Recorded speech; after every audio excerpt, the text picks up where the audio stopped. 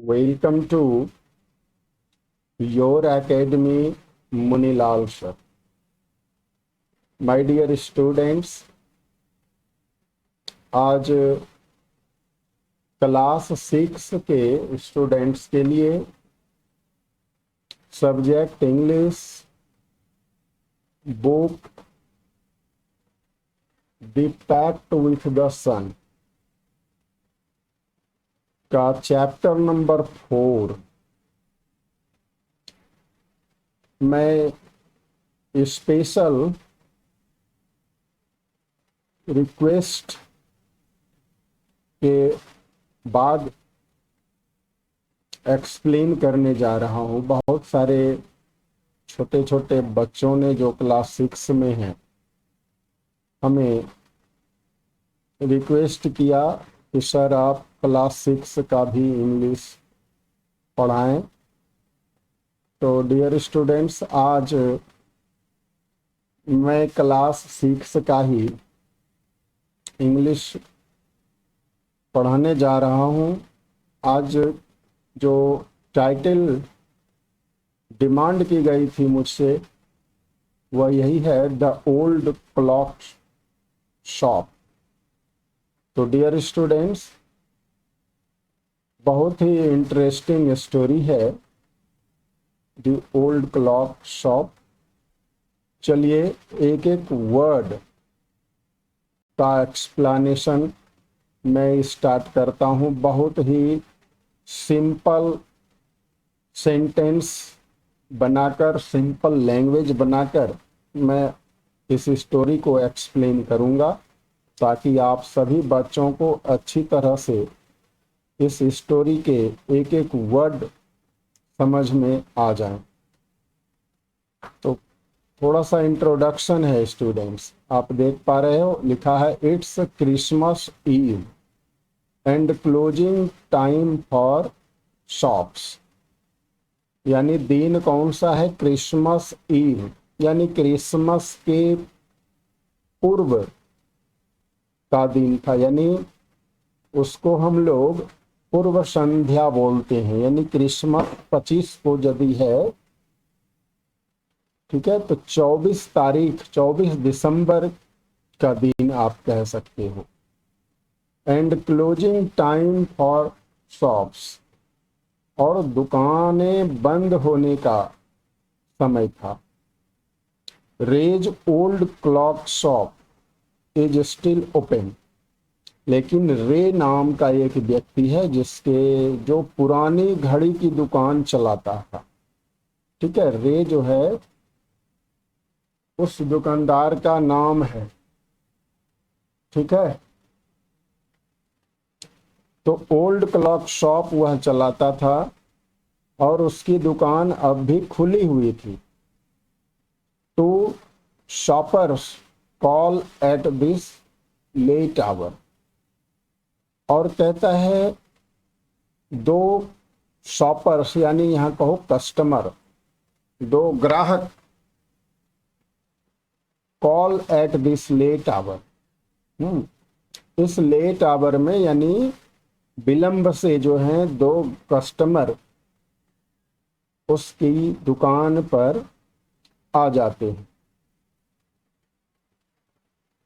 Christmas ewe had arrived, अब writer कहते हैं क्रिसमस ईव आ चुका था, यानी क्रिसमस यानी बड़ा दिन जिसको आप कह सकते हो हिंदी में, तो वह आ चुका था। As last minute shoppers were going home, कहता है जिस वक्त लास्ट मिनट यानी अंत तक के जो खरीदार थे, अंतिम समय तक जो खरीदारी करने में लगे हुए लोग थे, वे घर जा रहे थे। A thick white sheet of snow lay over Salt Lake City USA, और जिस वक्त वे घर जा रहे थे तो कहता है उसी समय क्या हुआ? अ थिक मतलब मोटी, व्हाइट शीट सफेद चादर, किसकी? स्नो की, बर्फ की, ले over Salt Lake city. Salt Lake city जो अमेरिका का एक शहर है, सॉल्ट लेक ये नाम है उस शहर का, सॉल्ट लेक सिटी। तो वहाँ क्या हुआ, बर्फ की चादर छा गई, अर्थात काफी जो है अंधेरा सा छा गया। ठीक है, बर्फ की चादर छा जाने का मतलब एकदम सा दिन, जैसे हमारे यहाँ कुहासा लग जाता है सुबह सुबह, विजिबिलिटी कम हो जाती है, दिखाई नहीं पड़ती है, तो उसी तरह का मौसम हो गया।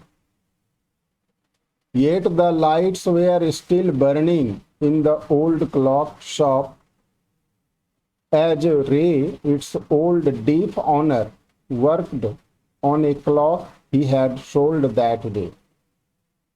लेकिन कहता है यूं तो अंधेरा हो गया था, लेकिन फिर भी लाइट्स वेयर स्टिल बर्निंग, तो रोशनी जल रही थी, यानी बल्ब इत्यादि जल रहे थे। ओल्ड क्लॉक शॉप यानी जो पुरानी घड़ी की एक दुकान थी, उसमें अभी भी लाइट्स जल रहे थे। क्यों जल रहे थे? रे नाम का जो व्यक्ति है वही दुकानदार है इस दुकान का। इट्स ओल्ड डीप ऑनर, इस दुकान का जो मालिक था रे था, जो कि वृद्ध भी था, ओल्ड भी था और डीप था। डीप मतलब आप कह सकते हो जो ठीक से सुन नहीं सकता है, आप हिंदी में उसको कहो बहरा। ठीक है, वह कान से जो है बहरा था रे। वर्कड ऑन ए क्लॉक, वह एक घड़ी की मरम्मत कर रहा था जिसे वह बेच चुका था उस दिन, यानी एक पुरानी घड़ी जो उसकी बिक गई थी, उस घड़ी को वह ठीक कर रहा था। नेक्स्ट पैराग्राफ पर आते हैं students. Having finished his work, तो कहता है अपना वर्क जो था, यानी ओल्ड शॉप, ये ओल्ड क्लॉक जो वह रिपेयर कर रहा था, उसको उसने पूरा कर लिया, रिपेयरिंग हो गई, घड़ी अच्छी कर दी उसने, ठीक कर दी। रे स्टूड अप, रे खड़ा हुआ, and was on his way to the back room when a cold rush of air from the front door hit the back of his नेक।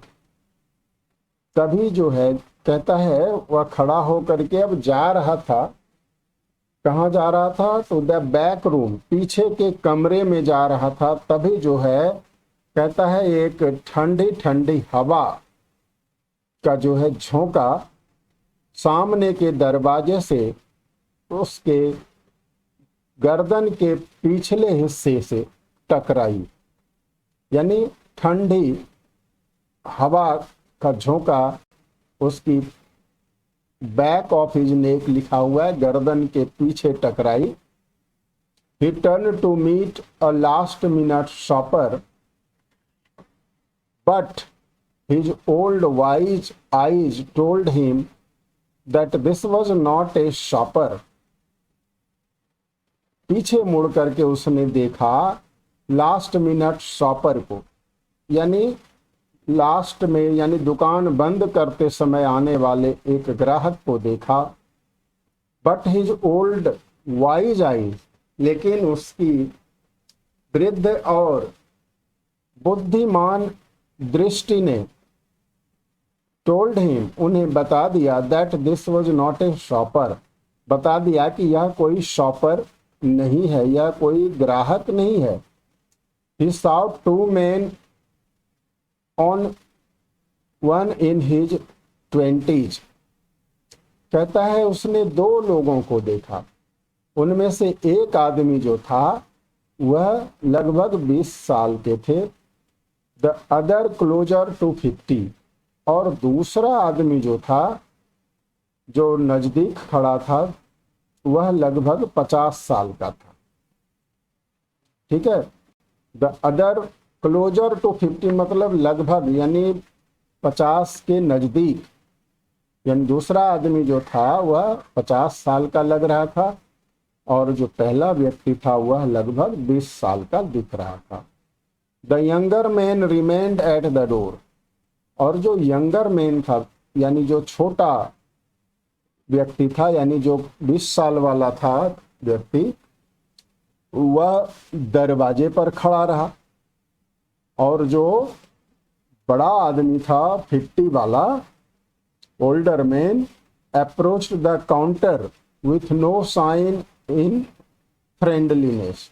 वह कहता है काउंटर के पास पहुंच गया, अप्रोच मतलब पहुंच गया काउंटर के पास, with no sign of friendliness in his eyes, और कहता है उनकी आंखों में कोई फ्रेंडलीनेस नहीं दिख रही थी, यानी कोई दोस्ताना मित्रता की जो है झलक या मित्रता का हाव भाव उनकी आंखों में नहीं दिख रहा था।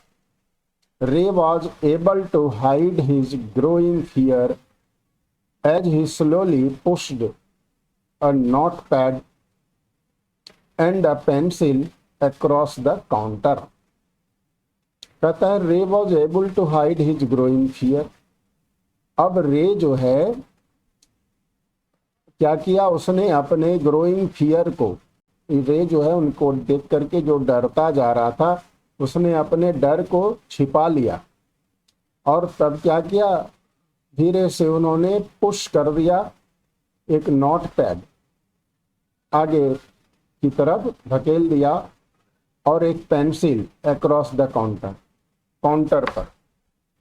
He smiled at the unfriendly face,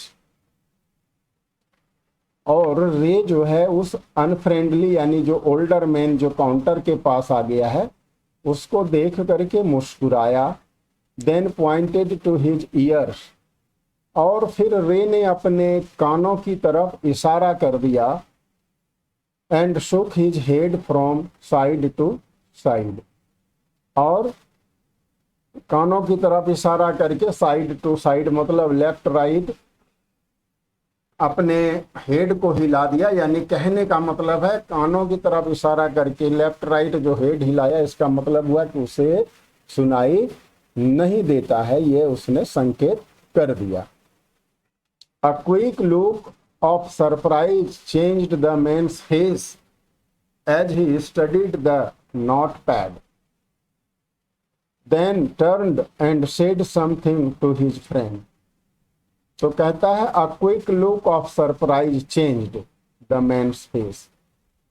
अचानक जो है क्या हो गया, उस आदमी का फेस जो है वह चेंज हो गया, और a quick look of surprise, surprise मतलब आश्चर्य, यानी आश्चर्य से भरी हुई जो उस आदमी की नजर थी, दृष्टि थी, वह अचानक बदल गया।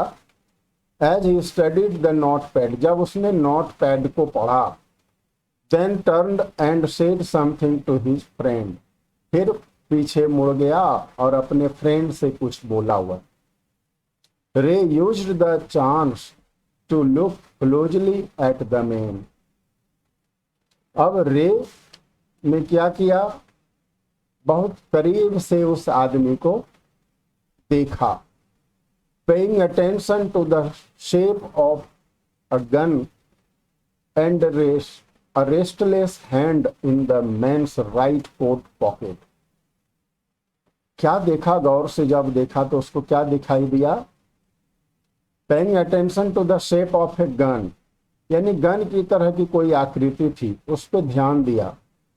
And restless hand in the man's right coat pocket, और दाई कोट की जेब में जो उनके हाथ थे ना, वे रेस्टलेस थे, वे हाथ कांप रहे थे।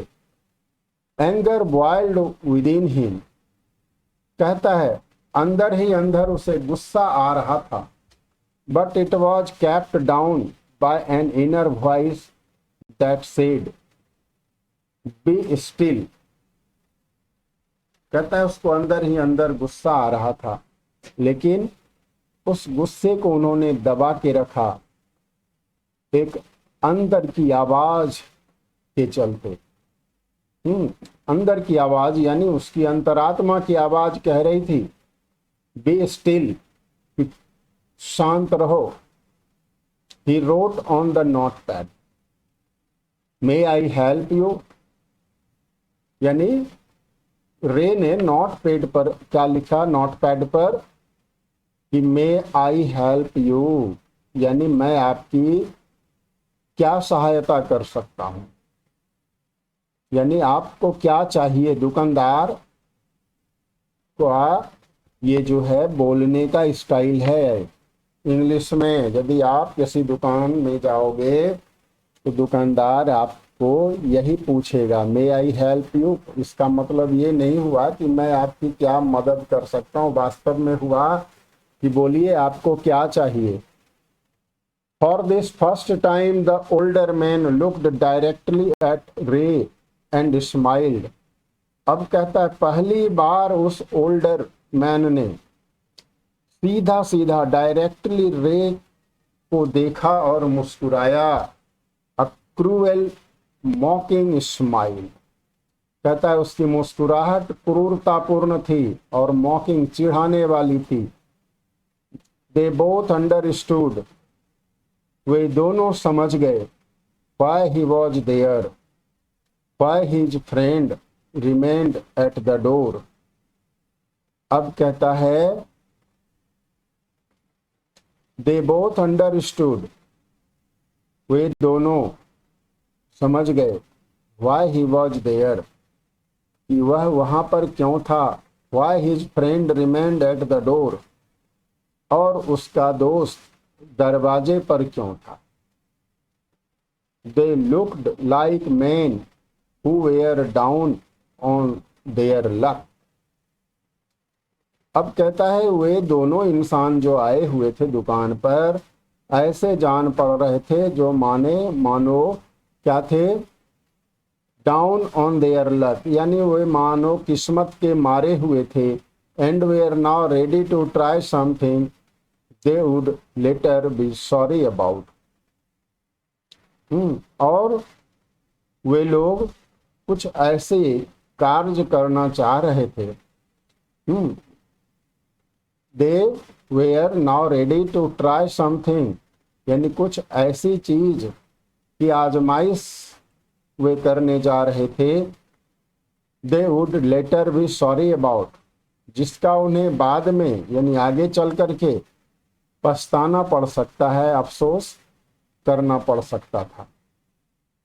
तो डियर स्टूडेंट्स, आज के वीडियो में इतना ही। इसके आगे का एक्सप्लेनेशन देखने के लिए आप अवश्य ही देखें हमारा नेक्स्ट वीडियो। तो फिलहाल दीजिए इजाज़त, मिलते हैं फिर नेक्स्ट वीडियो में। Thank you. जय हिंद, जय भारत।